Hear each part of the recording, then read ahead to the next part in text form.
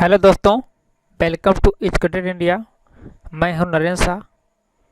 हमने math practice से संबंधित एक सीरीज शुरू किया है जिसका यह पहला वीडियो है। इस सीरीज में हम पहले वर्ल्ड मैप को प्रैक्टिस कराएंगे।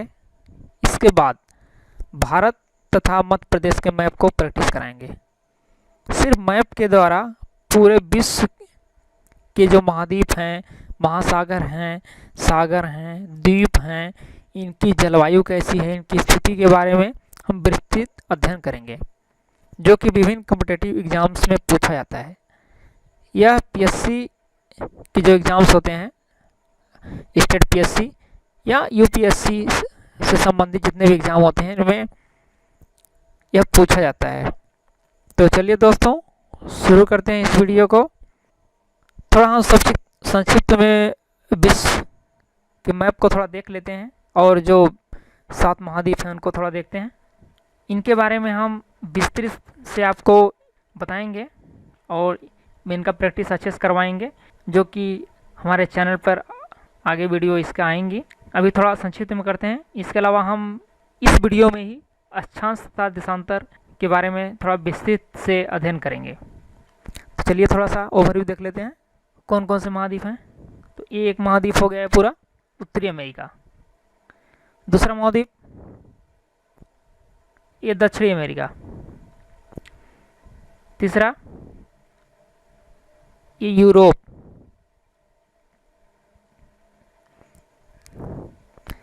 अफ्रीका महाद्वीप, एशिया महाद्वीप, ऑस्ट्रेलिया और एक है लास्ट में अंटार्कटिका, जो ये नीचे है। ये इस महाद्वीप को हम सफ़ेद महाद्वीप भी बोलते हैं। ये पूरी तरह से बर्फ़ से ढका हुआ है। जिसके अलावा जो 5 महासागर हैं, ये प्रशांत महासागर, इसके अलावा ये बीच में है अटलांटिक महासागर, ये पूरा है यहाँ से यहाँ तक ऐसे। ये हिंद महासागर हो गया और ऊपर है आर्कटिक महासागर, ये भी पूरा बर्फ़ है। और नीचे अंटार्कटिक महासागर, या इसको दक्षिणी महासागर भी बोलते हैं। ये तो हम थोड़ा संक्षिप्त में देखें, लेकिन इनका जो विस्तृत है अध्ययन वो हम आगे आने वाली वीडियो में करेंगे। अभी इस वीडियो में हम मेनली अक्षांश तथा देशांतर रेखाओं के बारे में देखेंगे। तो चलिए दोस्तों, अक्षांश तथा देशांतर रेखाओं के बारे में थोड़ा देखते हैं। ये पूरा पृथ्वी है और अक्षांश तथा देशांतर रेखाओं का अध्ययन हम पृथ्वी के किसी भी तल पर किसी देश या नगर की स्थिति निर्धारण करने के लिए हम अक्षांश तथा देशांतर रेखाओं के बारे में पढ़ते हैं। और अक्षांश तथा देशांतर का जो निर्धारण होता है वो कोणीय रूप में किया जाता है। पृथ्वी का बीच है, जिसको हम इक्वेटर बोलते हैं। अगर हम इसको अगर इसको काटें बीच से ऐसे, तो यह 2 भाग में बढ़ जाएगी। और इसके ऊपर 90 डिग्री को हम नॉर्थ पोल बोलते हैं और नीचे 90 डिग्री जो है इसको हम साउथ पोल बोलते हैं। ये ध्रुव हैं, जैसे उत्तरी ध्रुव और दक्षिणी ध्रुव, ये पूरे बर्फ़ से जमे हुए हैं। इसके अलावा जो ये सीधी लाइनें हैं, इस तरह से ऊपर से नीचे लाइनें हैं, सीधी नहीं है ये, तो इन लाइनों को हम देशांतर बोलते हैं। देशांतर रेखाएं होती हैं ये। 2 अक्षांश तथा 2 देशांतर के जो बीच का भाग होता है ये पूरा, इसको हम ग्रिड बोलते हैं। 2 अक्षांश तथा 2 देशांतर के बीच के भाग को। अक्षांश तथा देशांतर रेखाएं जो हमेशा हैं एक समकोण पे मिलती हैं। ये जैसे इधर से एक देशांतर रेखा है और ये अक्षांश रेखा है, ये जो बीच का कोण होगा ये समकोण होगा, 90 डिग्री का होगा। अक्षांश को हम 0 से 90 तक बांटते हैं। जैसे ये 0 हो गया। इक्वेटर को हम 0 डिग्री अक्षांश रेखा भी बोलते हैं और ये 90 डिग्री। इसके अलावा है नीचे -90 डिग्री है ये, लेकिन देशांतर को हम 0 से 80 डिग्री के बीच बांटते हैं। चलिए हम थोड़ा सा अक्षांश जो रेखाएं होती हैं उनके बारे में विस्तृत में अध्ययन कर लेते हैं। 1 डिग्री की जो अक्षांशीय दूरी होती है वह लगभग 111 किलोमीटर होती है। हम इसको 111 किलोमीटर मानते हैं। लेकिन ये जो यहाँ पे इक्वेटर पे दो अक्षांशों के बीच की जो दूरी होती है, ये इक्वेटर पे दो अक्षांश के बीच का दूरी, यह कम होती है कंपेरिजन देन पोल के। जैसे जैसे हम पोल के ऊपर तरफ जाएंगे तो ये दूरी बढ़ती जाती है, लेकिन बहुत ही कम बढ़ती है। जैसे अगर विषुवत रेखा पर हम इसकी लंबाई की बात करें तो 110.6 होती है, और यही ध्रुवों पर 111.7 होती है किलोमीटर में। दो अक्षांश रेखाएं के बीच को जो दूरी होती है उसको हम जोन बोलते हैं, या हिंदी में इसको कटिबंध भी बोलते हैं। 90 डिग्री अक्षांश रेखा को छोड़ करके, ये जो 90 डिग्री पे अक्षांश रेखा है, इसको छोड़ करके बाकी जितनी भी अक्षांश रेखाएं होती हैं संपूर्ण विरुद्ध होती हैं। अब चलिए थोड़ा इस इक्वेटर के बारे में जान लेते हैं। ये जितनी भी अक्षांश रेखाएं या देशांतर रेखाएं सभी काल्पनिक होती हैं, और ये जो इक्वेटर होता है इसको हम 0 डिग्री अक्षांश रेखा भी बोलते हैं। इस इक्वेटर पर जो सूर्य की किरणें होती हैं वो हमेशा लंबवत पड़ती हैं, इसलिए यहाँ पर टेम्परेचर ज़्यादा होता है। इस भूमध्य रेखा पर जो है पूरे वर्ष दिन और रात की जो अवधि होती है वो बराबर होती है, लेकिन जो ठंडी का मौसम होता है शीत ऋतु, उसमें थोड़ा सा यह चेंज होता जाता है। भूमध्य रेखा में पर जो है सूर्य एक साल में 2 बार 21 मार्च और 23 सितंबर, ये आप लोग याद रखिएगा, 21 मार्च और 23 सितंबर को लंबवत चमकता है सूर्य। भूमध्य रेखा पर जो पृथ्वी का जो गुरुत्वाकर्षण बल होता है वह न्यूनतम होता है, मिनिमम होता है, और जैसे जैसे हम ध्रुवों की ओर बढ़ते जाएंगे तो जी का जो मान है वो बढ़ता जाता है, और ध्रुवों पर मैक्सिमम होता है। चलिए अब हम थोड़ा देख लेते हैं कि जो भूमध्य रेखा है यह कौन से देशों से होकर के गुजरता है। बहुत इंपॉर्टेंट है ये परीक्षा में हमेशा पूछा जाता है कि कौन कौन से देशों से होकर के गुजरता है, तो इसके बारे में थोड़ा देखते हैं। अगर हम महाद्वीप की बात करें तो यह दक्षिणी अमेरिका, अफ्रीका, एशिया, इन तीनों महाद्वीपों से होकर के गुजरता है।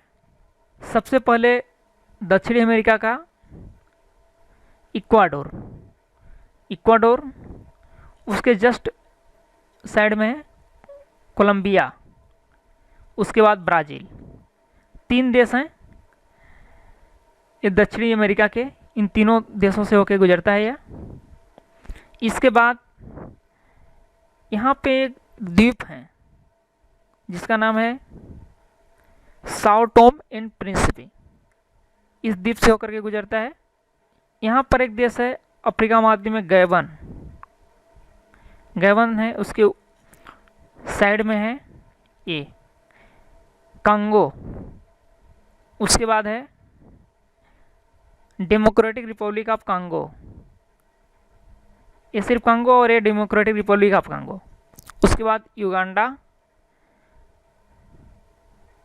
उसके बाद एक केन्या और ये सोमालिया। ये अफ्रीकी महाद्वीप के देश हैं। कौन कौन से हैं?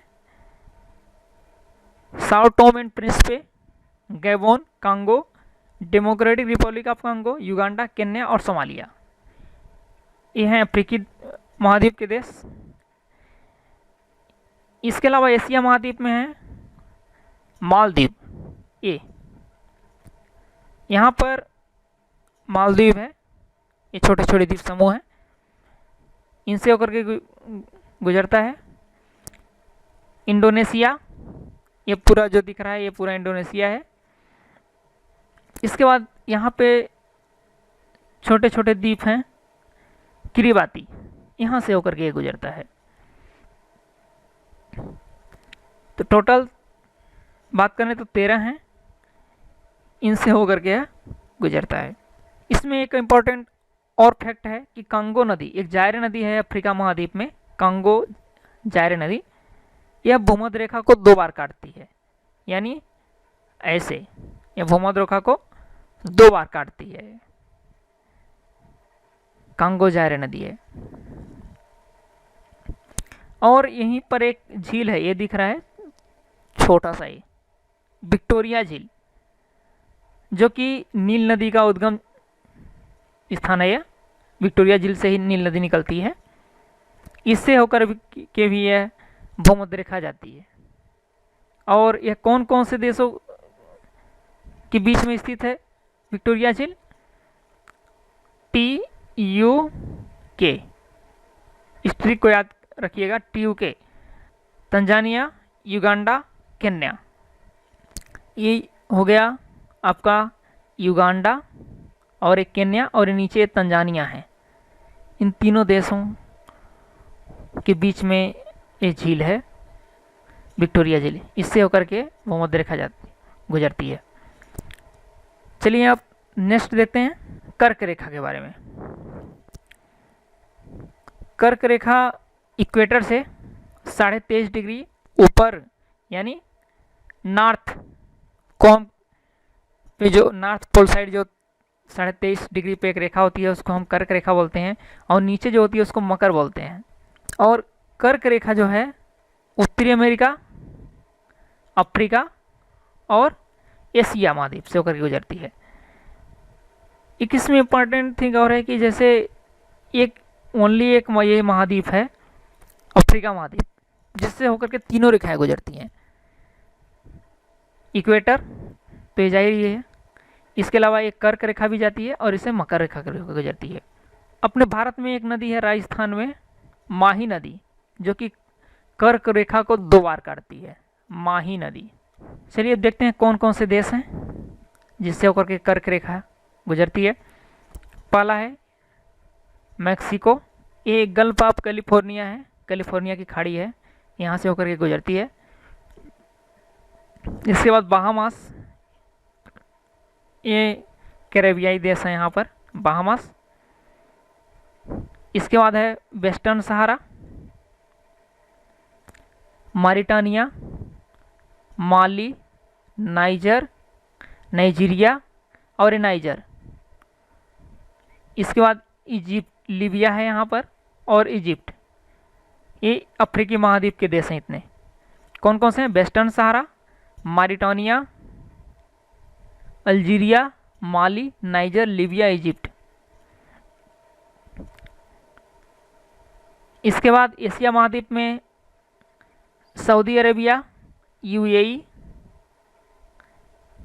Oman, India, Bangladesh, China. इतने देश हैं जिससे होकर के यह कर्क रेखा गुजरती है। ये नीचे हैं यहाँ पर ताइवान, ताइवान को टच नहीं करती है यह, ताइवान के जस्ट ऊपर उत्तर साइड से होकर के यह गुजर जाती है। तो अपने एशिया में कौन कौन से हैं? चाइना, बांग्लादेश, इंडिया, सऊदी अरब, UAE, ओमान, 6 देश हैं। इजिप्ट, लीबिया, नाइजर, अल्जीरिया, माली, मॉरिटानिया, वेस्टर्न सहारा, ये हैं अफ्रीका महाद्वीप के, और मेक्सिको तथा बहामास 2 उत्तरी अमेरिका के देश हैं। नेक्स्ट है मकर रेखा। मकर रेखा कौन कौन से महाद्वीप से होकर गुजर रही है? दक्षिण अमेरिका, अफ्रीका, ऑस्ट्रेलिया। ये कौन कौन से देशों से होकर गुजर रही है? तो मकर रेखा 23.5 डिग्री दक्षिणी गोलार्ध में है, और यह चिली, इधर ये चिली है, पूरा मिर्च के आकार का, देखिए ऊपर से नीचे तक ऐसे है ये। चिली, अर्जेंटीना और यहाँ है पराग्वे। इसके बाद जैसे अफ्रीका महाद्वीप में इंटर करेगी तो सबसे पहले आएगी नामीबिया, बोत्सवाना, साउथ अफ्रीका और ये मोजाम्बिक। इधर मेडागास्कर। ये 5 देश हैं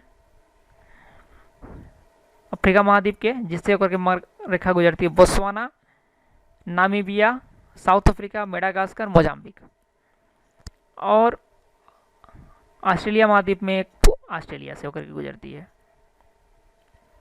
ये तो हो गए तीनों, मकर रेखा, कर्क रेखा और भूमध्य रेखा। इसके अलावा हम देख लेते हैं थोड़ा सा आर्कटिक सर्कल। और अंटार्कटिक सर्कल के बारे में। आर्कटिक सर्कल है वह 66.5 डिग्री नॉर्थ पर है। यह काल्पनिक रेखा यह भी है, यह खींची गई है। और जो 66.5 डिग्री साउथ में है वह अंटार्कटिक सर्कल है।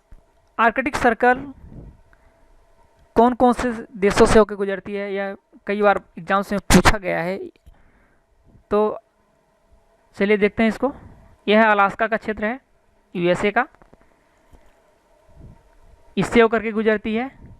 इसके बाद ये आता है ये पूरा कनाडा, ये कनाडा है, कनाडा से होकर गुजरती है यह।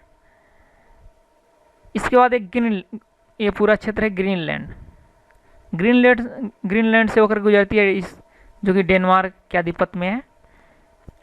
इसके साउथ साइड में आइसलैंड है, यहाँ से होकर के नहीं गुजरती है। यह क्वेश्चन में हमेशा पूछा जाता है, इसको ऑब्जेक्टिव में दे देते हैं, तो आप लोग आइसलैंड पे कंफ्यूज मत होइएगा, इससे होकर के नहीं गुजरती है। इसके बाद है नॉर्वे, स्वीडन और फिनलैंड, ये तीनों देशों से होकर गुजरती है। और ये पूरा क्षेत्र है रसिया का, रसिया मतलब साइबेरिया क्षेत्र है, यहाँ से होकर के गुजरती है। आर्कटिक सर्कल के क्षेत्र पर सूर्य की किरणें तिरछी पड़ती हैं। यहाँ सूर्य की किरणें जो हैं वो तिरछी पड़ती हैं, इसलिए यहाँ की जो जलवायु है वो बहुत ठंडी जलवायु है। सूर्य कर्क और मकर रेखा के बीच तक ही चमकता है सीधा।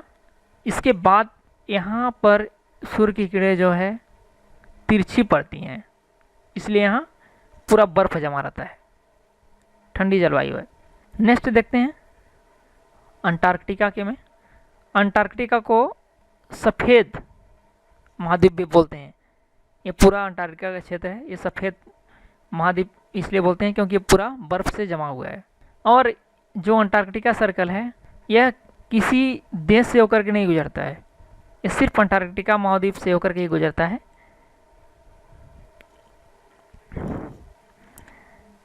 इसमें एक इम्पॉर्टेंट और चीज़ है, जब हम अक्षांश और देशांतर रेखाओं के बारे में पढ़ेंगे तो 30 से 35 डिग्री उत्तरी और दक्षिणी दोनों में अक्षांश में, तो यहाँ पर एक अस्वच्छांश पाया जाता है 30 से 35 डिग्री के बीच में, उत्तरी तथा दक्षिणी दोनों गोलार्धों में।